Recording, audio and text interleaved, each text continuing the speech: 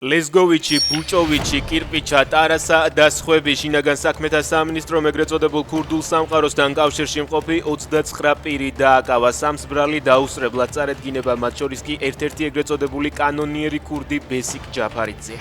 გამოძიებით დადგინდა, რომ ბრალდებული პირები პირადი ფინანსური სარგებლის მიღების მიზნით მოქალაქეებს შორის არსებული ფინანსური დავების გადაწყვეტაში მონაწილეობდნენ. ეწყობოდა ეგრეთ წოდებული ქურდული გარჩევები. სამწუხაროდ წვიმა და სტიქია მარტო ჩვენთან არ ხდება, ამბობს კალაძე თბილისის დატბორილ ქუჩებზე საუბრისას. მან მომხდარი უხნალექს დაუკავშირა და ამტკიცებდა, რომ საქართველოზე ეკონომიკურად ძლიერ ევროპულ ქვეყნებშიც იგივე ხდება. ამის მიუხედავად კალაძე აღიარებს, რომ დედაქალაქისთვის ერთ-ერთი მთავარი პრობლემა სანიაღვრე სისტემების არარსებობა ან მისი მოძველებაა.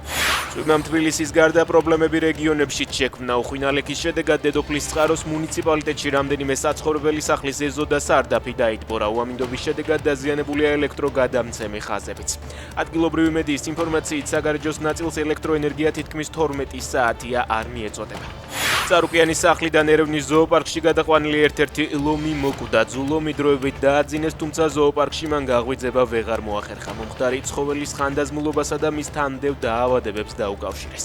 პრორუსის სომეხი ოლიგარქი გაგიკ წარუკიანი გუშინ დააკავეს, მისი რეზიდენციიდან კი გარეული ცხოველები ზოოპარკში გადაიყვანეს.